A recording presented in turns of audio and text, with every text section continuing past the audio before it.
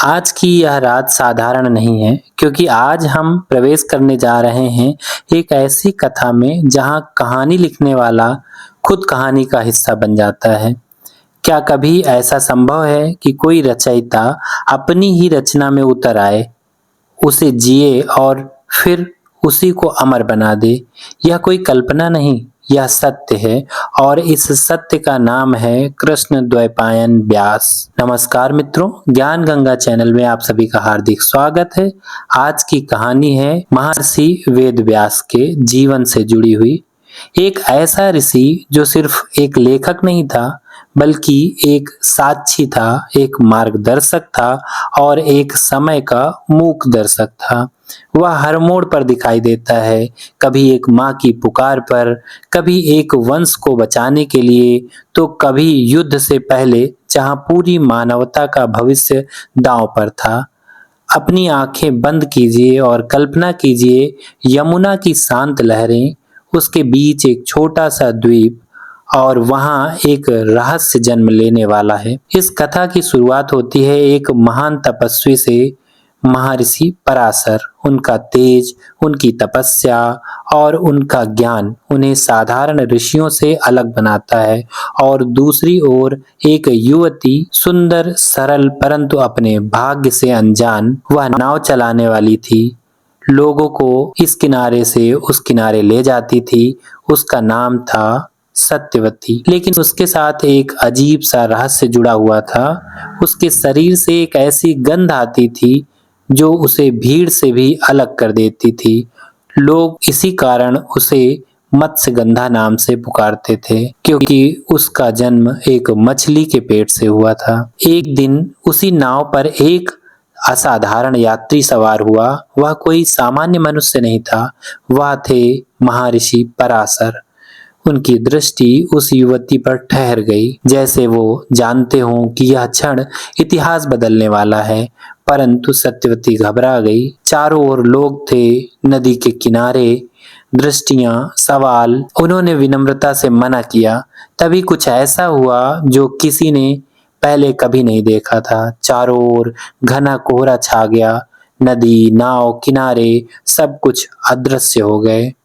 वह केवल एक कोहरा नहीं था, वह था एक रहस्य का आवरण। उस धुंध के भीतर एक ऐसा मिलन हुआ जिससे जन्म लेने वाला था एक व्यक्ति जो आगे चलकर पूरी मानवता का दर्पण लिखेगा।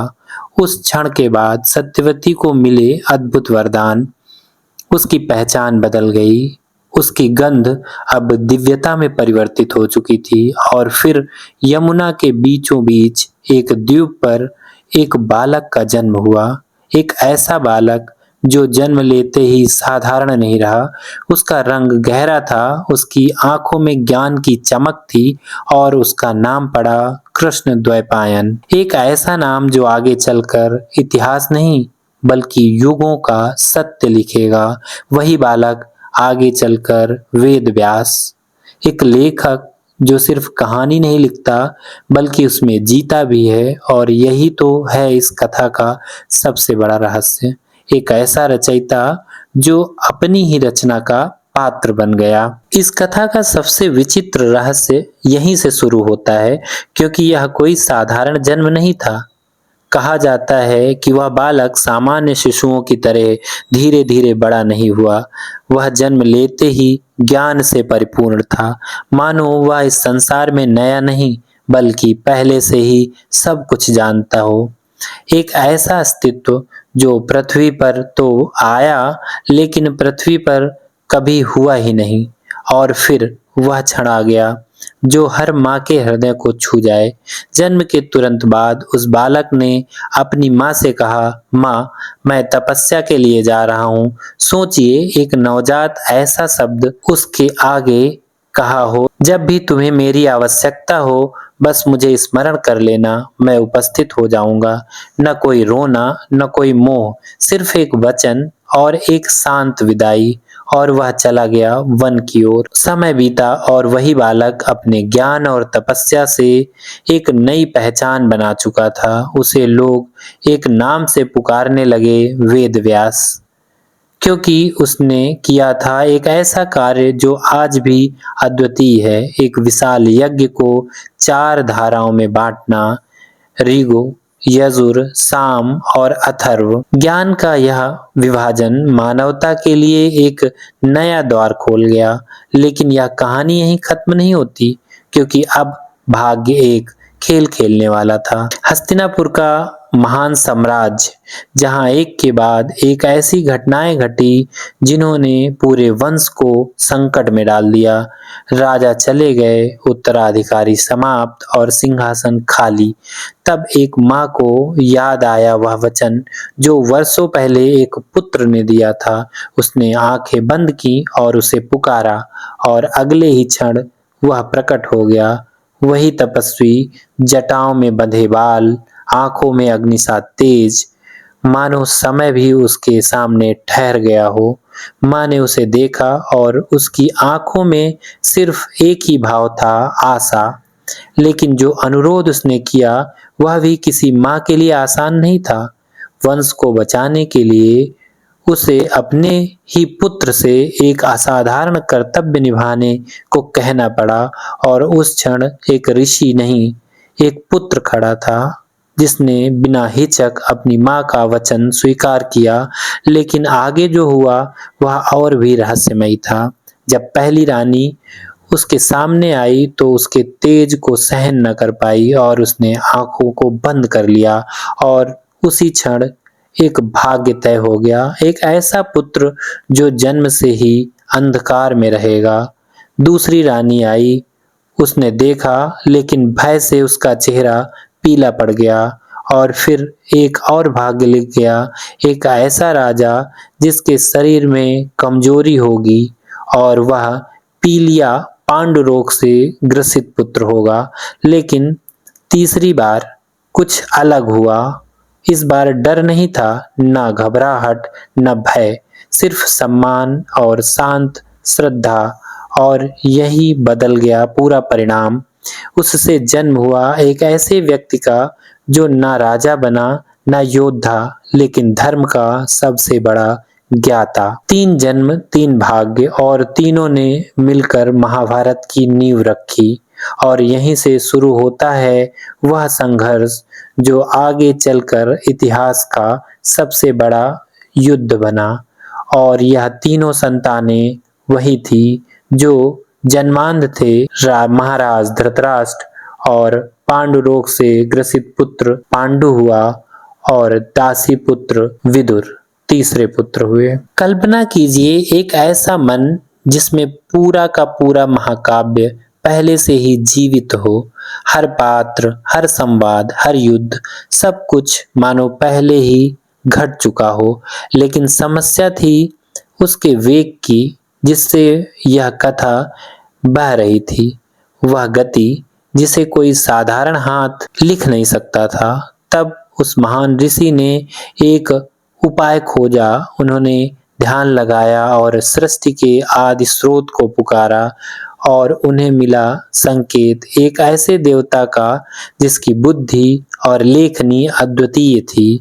वे थे विघ्नहर्ता गजानन गणपति। जब उन्हें आमंत्रित किया गया तो उन्होंने तुरंत स्वीकार नहीं किया। उन्होंने एक शर्त रखी, मैं महाभारत लिखूंगा, लेकिन तुम्हें बिना रुके बोलना होगा। जैसे ही तुम रुकोगे मैं भी वहीं रुक जाऊंगा। यह कोई साधारण शर्त नहीं थी, यह समय के साथ एक दौड़ थी। लेकिन महर्षि व्यास भी साधारण नहीं थे। उन्होंने मुस्कुराकर कहा, ठीक है, पर मेरी भी एक शर्त है। हर शब्द, हर श्लोक तुम्हें समझाकर ही लिखना होगा।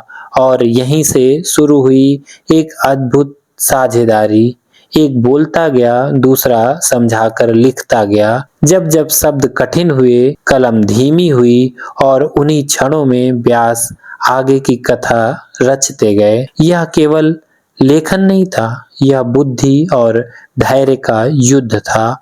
और जो रच गया वह केवल एक कथा नहीं थी, वह था जीवन का संपूर्ण सार, धर्म, अर्थ, काम और मोक्ष। मानव जीवन के चारों आयाम एक ही ग्रंथ में समाहित हुए। कहा गया जो इसमें वह कहीं भी मिल सकता है, पर जो इसमें नहीं वह कहीं भी नहीं। इस विशाल ज्ञान को अनेक भागों में, अध्यायों में बांटा गया। हर अध्याय एक नई दिशा, एक नई सीख, और फिर यह कथा एक व्यक्ति से दूसरे व्यक्ति तक बहने लगी। पहले एक पुत्र ने इसे सुना, फिर एक शिष्य ने, फिर एक राजा की सभा में यह गूंज उठी, और फिर वनों में ऋषियों के बीच यह कथा नदी की तरह बहती गई, एक स्रोत और अनगिनत धाराएं। लेकिन इस कथा के भीतर एक दर्द भी छुपा था, एक पुकार, एक चेतावनी। मानो कोई चिल्ला रहा हो, धर्म को अपनाओ क्योंकि उसी से सब कुछ मिलता है। पर कोई सुन नहीं रहा था, और शायद यही इस महाकथा की सबसे बड़ी त्रासदी है। वह ऋषि जो एक सबका साक्षी था, वह केवल लेखक नहीं था, वह उसी परिवार का हिस्सा था जिसकी कहानी वह लिख रहा था। सोचिए, एक ऐसा व्यक्ति जो अपने ही वंश का संघर्ष अपने हाथों से लिख रहा हो, और जब युद्ध का समय आया वह फिर प्रकट हुआ। उसने चेतावनी दी, भविष्य बताया, यहाँ तक कि देखने की शक्ति भी देने को तैयार था। लेकिन सत्य देखना हर किसी के बस की बात नहीं होती। इसलिए दृष्टि किसी और को मिली, और वही बना इस महायुद्ध का साक्षी। और इसी तरह वह ऋषि हर मोड़ पर मौजूद रहा, कभी मार्गदर्शक बनकर, कभी साक्षी बनकर, और कभी मौन लेखक बनकर। यही है उस कथा का सबसे बड़ा रहस्य, जहां लेखक और उसकी रचना दोनों अलग नहीं बल्कि एक ही हो जाते हैं। इस महागाथा में एक ऐसा पात्र है जो कभी किसी एक पक्ष का नहीं लगता। वह कौरवों के बीच भी खड़ा है और पांडवों के साथ भी। वह समझाता भी है और केवल देखता भी है। उसकी दृष्टि साधारण नहीं, वह घटनाओं को घटते हुए नहीं बल्कि पहले से देख चुका है। मानो पूरी कहानी उसके भीतर पहले ही जन्म ले चुकी हो, और फिर वह उसे शब्द देता हो। यही उसे एक लेखक से एक दृष्टा बनाता है। इस कथा में कोई पूर्ण खलनायक नहीं, कोई पूर्ण नायक नहीं। यहाँ केवल कर्म है और उसके अनिवार्य परिणाम। और यही सत्य उस महान ऋषि की दृष्टि में स्पष्ट था। यह केवल घटनाओं का लेखक नहीं था, वह ज्ञान की परंपरा का वाहक था, पुरानी कथाओं को नए युग तक पहुंचाने वाला। इसीलिए यह केवल एक युद्ध की कहानी नहीं, यह एक विशाल ज्ञान का सागर है। और फिर वह क्षण आया जब युद्ध समाप्त हो चुका था। भूमि शवों से भरी थी, आकाश विलाप से गूंज रहा था, माएं अपने पुत्रों को पुकार रही थीं, पत्नियां अपने पतियों के पास रो रही थीं, और उस शोक के बीच वह फिर प्रकट हुआ। उसने मृत्यु के बीच जीवन का अर्थ समझाया, वियोग के बीच नियति का सत्य। लेकिन उसकी सबसे अद्भुत लीला अभी बाकी थी। एक रात, गंगा का तट, और एक असंभव घोषणा। जब वे सब लौटेंगे जो इस युद्ध में खो गए। क्या वह संभव था? क्या मृत फिर से लौट सकते हैं? लेकिन वह कोई साधारण ऋषि नहीं था। उसने ध्यान लगाया और जल को पुकारा, और फिर लहरों के बीच से एक एक कर वे सब प्रकट होने लगे। वे योद्धा जो अब तक केवल स्मृति में थे, सब समक्ष खड़े थे। न घाव, न पीड़ा, बस अपने पूर्ण रूप में। एक माँ ने अपने पुत्र को फिर से देखा, एक पत्नी ने अपने पति को, एक भाई ने अपने भाई को। वह मिलन केवल एक रात का था, लेकिन उस एक रात में सालों के दर्द को पिघला दिया, और भोर होते ही वे सब फिर से लहरों में विलीन हो गए। जैसे आए थे वैसे ही चले गए। यह केवल चमत्कार नहीं था, यह थी ऋषि की तपस्या की पराकाष्ठा। उसने शोक को ज्ञान में बदला और मोह को मुक्ति के मार्ग में। उसने कहा, जो चला गया वह नष्ट नहीं हुआ, वह केवल अपनी यात्रा में आगे बढ़ चुका है और शायद यही इस कथा का सबसे गहरा सत्य है। वह ऋषि जिसने यह सब देखा वह खुद भी उस कथा का हिस्सा था। एक पिता जिसके वंशज आपस में लड़े, एक गुरु जिसने चेतावनी दी और एक साक्षी जिसने सब होते हुए देखा।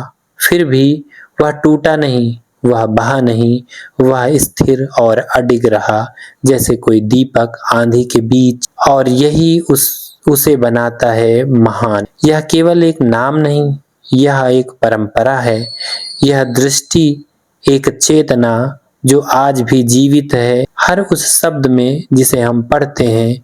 यमुना के उस द्वीप से उठी आवाज आज भी गूंजती है। जब भी हम इस कथा को सुनते हैं वह फिर से जीवित हो उठती है।